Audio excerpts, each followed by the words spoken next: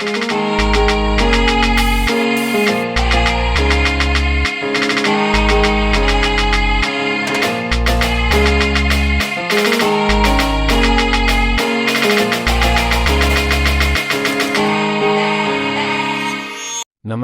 ಸ್ನೇಹಿತರೆ, ಮತ್ತೆ ಸ್ವಾಗತ ಡಿವಿಜಿ ರೈಲ್ ಫ್ಯಾನ್ ಚಾನೆಲ್ಗೆ.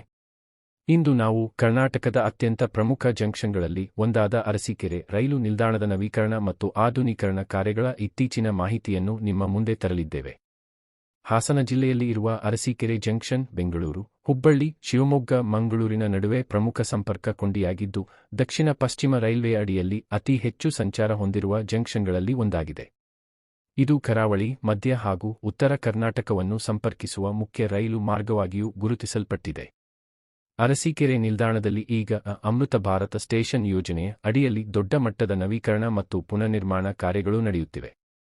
ಪ್ರಯಾಣಿಕರಿಗೆ ಹೆಚ್ಚು ಆರಾಮದಾಯಕ ಮತ್ತು ಆಧುನಿಕ ಅನುಭವ ನೀಡುವಂತಹ ಹೊಸ ರೂಪ ನೀಡಲಾಗುತ್ತಿದೆ.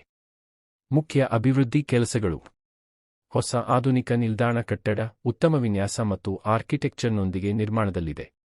ವಿಶಾಲ ನಿರೀಕ್ಷಾ ಮಂದಿರಗಳು, ಆಧುನಿಕ ಶೌಚಾಲಯಗಳು ಹಾಗೂ ಲಿಫ್ಟ್ ಮತ್ತು ಎಸ್ಕಲೇಟರ್ ಸೌಲಭ್ಯಗಳನ್ನು ಪ್ರಯಾಣಿಕರ ಅನುಕೂಲಕ್ಕಾಗಿ ನಿರ್ಮಿಸಲಾಗುತ್ತಿದೆ. ಎಲ್ಇಡಿ ಬೆಳಕುಗಳು ಮತ್ತು ಎನರ್ಜಿ ಎಫಿಷಿಯೆಂಟ್ ವ್ಯವಸ್ಥೆಗಳು ಸ್ಥಾಪನೆಗೊಂಡಿವೆ. ಹೊಸ ಪ್ಲಾಟ್ಫಾರ್ಮ್ ಶೆಲ್ಟರ್ಗಳು ಹಾಗೂ ಪ್ರವೇಶ ನಿರ್ಗಮನ ಪ್ರದೇಶಗಳ ವಿಸ್ತರಣೆ ಕಾರ್ಯಗಳು ನಡೆಯುತ್ತಿವೆ.